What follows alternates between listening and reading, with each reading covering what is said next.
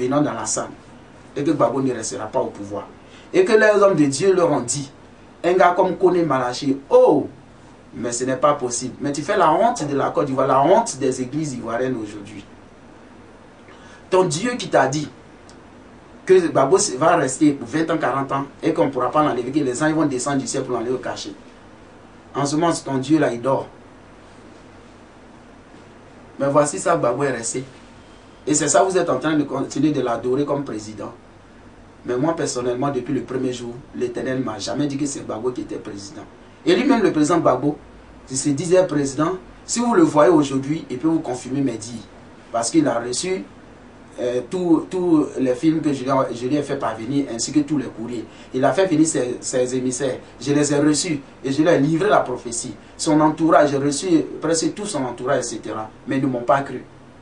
J'ai reçu même des généraux de l'armée, des colonels de l'armée chez moi. Je leur ai dit les mêmes prophéties, mais ils ne m'ont pas écouté aujourd'hui. Ils sont dans la honte, dans l'humiliation totale. Et voici une parole. La Bible déclare ainsi que celui qui vient par l'épée sortira par l'épée. Celui qui règne par l'épée périra par l'épée. Si ce que je vous dis est faux, si seulement si Gbagbo n'était pas coupable du coup d'État, c'est-à-dire n'avait pas la main dans le coup d'État 99, aujourd'hui ne serait pas enlevé par les armes. Posez-vous la question. Et cette partie, c'est-à-dire cette parole, vous amène à réfléchir en ce moment précis que vous êtes devant votre écran téléviseur ou devant votre ordinateur.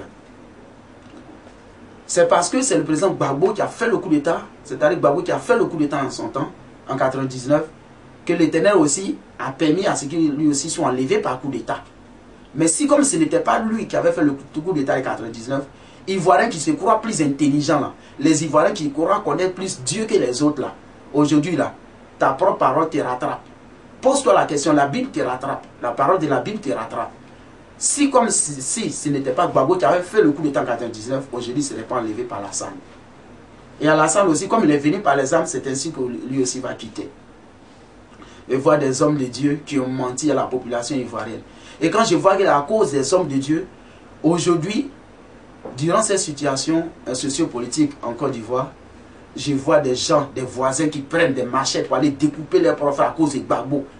Je vois des Ivoiriens, etc., qui sont découpés les prochains, des voisins qui causaient les propres frères, les propres femmes, les propres mères, etc. Allaient les découper, les tuer à cause de Gbagbo, à cause d'un seul individu. Et ce qui fait mal à l'Éternel, c'est que les hommes de Dieu de la Côte d'Ivoire, ce n'est pas Dieu qui prie. Moi, je vous dis que ce n'est pas Dieu que vous priez. Vous faites tous la honte à l'Éternel, vous donnez la honte à l'Éternel.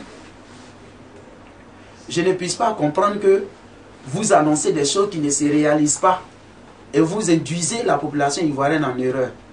Moi, personnellement, comme on le dit, Dieu, on peut se servir du nom de l'Éternel pour mentir, mais l'Éternel ne ment jamais.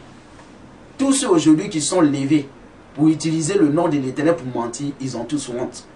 Et aujourd'hui, la vérité qu'ils ont dite, d'après eux, cette vérité les a rattrapés. Et ces soi-disant hommes de Dieu sont aujourd'hui en exil. Que les gens soi-disant, Kone Malachi, Ascendé, prophète gendarme, que ce soit certains, les Djedje, Oku Djedje Raphaël, les Bernard Agri, etc. Tous des menteurs, beaucoup même traînent ici en Abidjan. Les Paul Ayo qui jurait sur tous les toits à l'église Tabernacle de Port-Boué. À l'église Tabernacle de Port-Boué, que c'est Dieu qui a établi Gbagbo. En ce moment, comment est-ce que votre Dieu vous parle? Moi, je vous lance le défi ce matin. Que le dernier vent va souffler. Les Ivoiriens qui croient connaître Dieu, c'est toujours l'Ivoirien, d'après lui, qui connaît Dieu.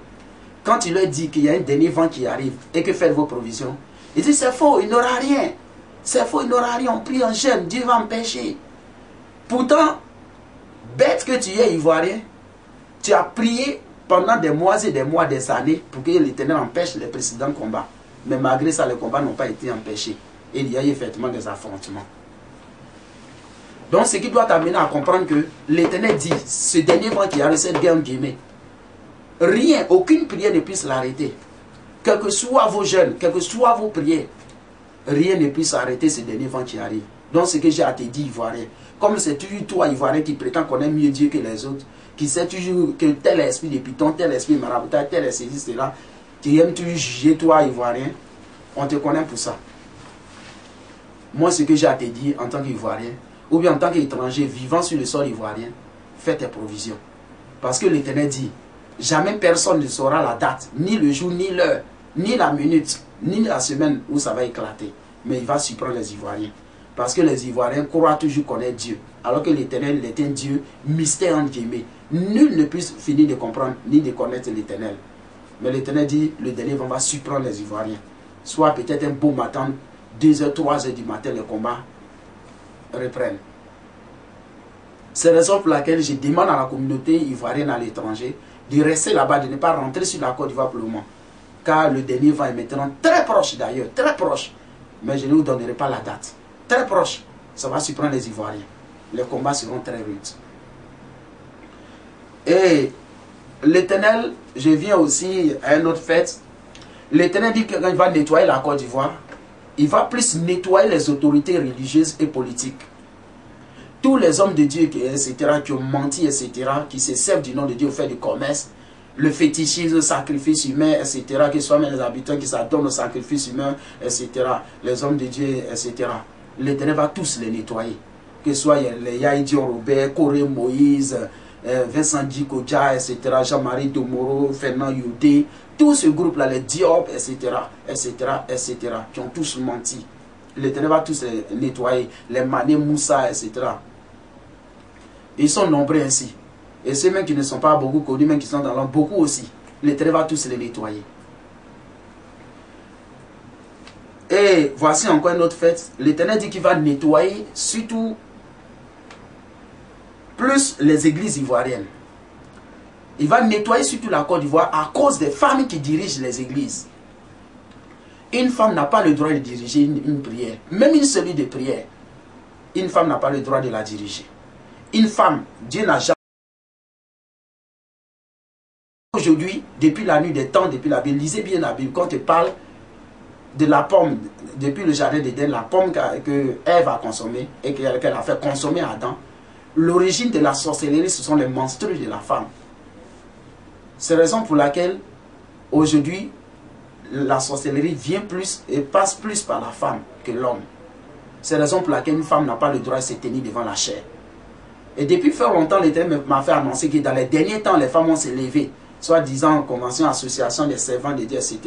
Mais l'Éternel dit, il n'a jamais établi une femme à la tête d'une église. Donc, l'Éternel vous interpelle, vous les femmes, à écouter ces paroles. Il dit, il vous donne un dernier avertissement. Si vous n'arrêtez pas de diriger les prières des églises, soit disant prophétesse, etc. Aujourd'hui, sur tous les médias ivoiriens, ce sont les femmes qui s'autoproclament prophétesses, femmes pasteurs, etc. Moi, personnellement, l'Éternel m'a toujours dit, là où c'est une femme qui dirige une prière, de ne pas y mettre les pieds.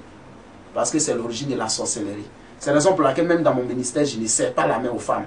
Parce que la femme, elle a toujours ses menstrues, c'est-à-dire souvent elle est indisposée. C'est la raison pour laquelle l'Éternel dit, vous les femmes qui n'avez pas écouté, à partir d'aujourd'hui, vous serez frappés de mort ou de paralysie. Et si vous ne croyez pas, insistez en cela.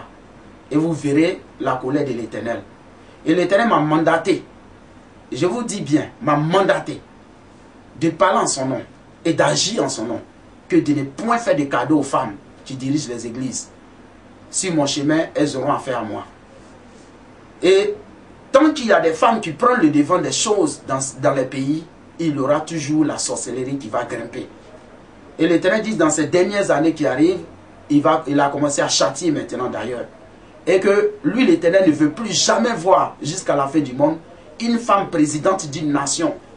Même que ce soit Angela Merkel, que ce soit la reine Elisabeth d'Angleterre, que ce soit Ellen Johnson du Libéria, etc. Elles vont toutes quitter bientôt. Une femme n'a pas le droit de diriger l'église. Une femme n'a pas le droit de diriger un pays. Parce que quand la femme est au devant de ces choses, c'est-à-dire de l'institution suprême, automatiquement elle vend l'esprit de la nation au diable. Une femme n'a pas le droit d'être premier ministre dans une nation. Ça ne se fait pas. Et l'Éternel dit, même en Angleterre, quand la reine Elisabeth soit quitter ou bien soit va mourir, après elle, il y aura désormais des hommes comme rois jusqu'à la fin du monde. C'est-à-dire, de génération en génération, il n'y aura plus de femmes pour diriger la nation anglaise. Donc l'Éternel interpelle ainsi les femmes à écouter ces avertissements. Pour vous dire que désormais, une femme n'a pas le droit de diriger une église. Les gens interprètent mal la parole de